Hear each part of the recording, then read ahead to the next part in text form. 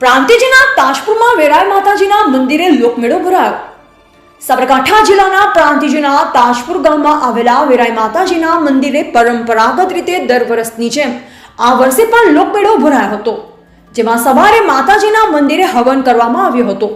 હવનના યજમાન તરીકે રાવળ પરેશભાઈ સકરાભાઈએ ધર્મ લાભ લીધો હતો, જેમાં ભૂદેવ દ્વારા હવનની વિધિવત પૂજા અર્ચના કરવામાં આવી હતી. આ લોકમેળામાં તાજપુર સહિત આસપાસના ગ્રામજનોએ મેળાનો આનંદ માણી વેરાય માતાજીના દર્શન કરી ધન્યતા અનુભવી હતી. જ્યારે મેળામાં ખાણીપીણી તેમજ રમકડાના સ્ટોલ પરથી બાળકો રમકડાની ખરીદી કરી આનંદ કિલ્લોલ કરતા જોવા મળ્યા હતા. એવા અલ્પેશ નાયક, પ્રાંતિજ.